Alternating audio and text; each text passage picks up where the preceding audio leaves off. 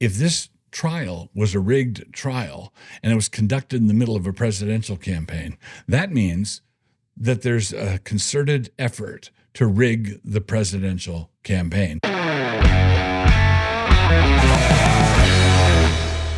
We are continuing to observe the procession that's going by us in a gaudy and spectacular fashion, and I'm giving you some color commentary as we are standing on the sidewalk watching this outrageous parade. We're in the middle of this 2024 presidential election. We haven't had the conventions yet this summer, which ought to be really something. The Democratic Convention promises to be almost as riotous as the Democratic Convention in 1968. So that should be interesting because the left are engaged in devouring each other, as you may have seen recently when a LGBTQ parade intersected at an intersection with a pro-Hamas parade.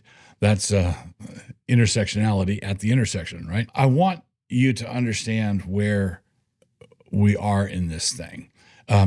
We have to be able to connect various dots. A lot of people have seen the conviction, Trump's conviction in the hush money case, the Stormy Daniels case, as an outrageous case that should never have been brought, where the judge and the system manifestly had their thumb on the scales. And there are a number of people who are acknowledging that trial was rigged. Notice that there are 4 trials where they're going after Trump. There was the classified documents thing. There was the tax thing in New York. There was, what was the other one? The Fani Willis one in Georgia, and then this one with Alvin Bragg. 3 of them are either delayed past the election or are coming to nothing. And then this Alvin Bragg case is the one where they got a conviction. And it has been pretty clear that a number of legal analysts and political analysts across the spectrum were saying, this is a kind of weak case and it looks bad and it does look like a banana republic stuff and so on. Yes, some people, even on the Democratic side, are willing to say that this trial the whole thing looks rigged. The thing that I want you to understand is that it is not possible to say this trial was rigged without also acknowledging that this election is rigged, because this is not a trial that's being conducted in some backwater county where Trump is convicted of a misdemeanor and 99% of the people never hear about it. That's not what's happening at all. The national media is all in on the trial. Everybody in the whole country knows about it.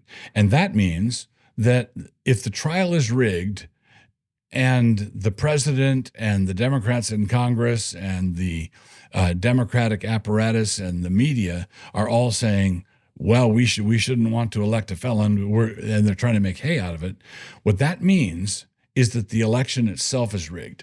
Now, this is important because people are going to call you a conspiracy theorist if you say the 2020 election was rigged.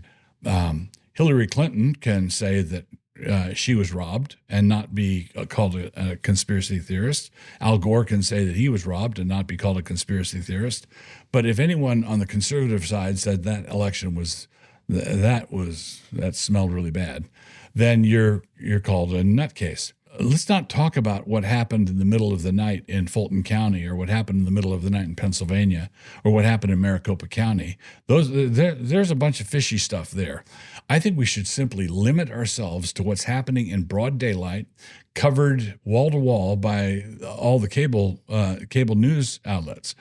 Because if this trial is as bad as it looks, and I think it's worse than it looks, and it looks really bad, if this trial was a rigged trial and it was conducted in the middle of a presidential campaign, that means that there's a concerted effort to rig the presidential campaign. So that's no longer a matter of any doubt. There's no longer any dispute. Yes, there's cheating going on as we watch, as we are addressing it, as we speak. That's the life I want. I want to be 70 and have 18 grandchildren. Let's go. I came from the mud. There's dirt on my hands. Strong like a tree. There's roots right. I'm Tucker Carlson, and I am here with the very famous and highly controversial Pastor Doug Wilson. Even more controversial. Try to catch me howling at the moon.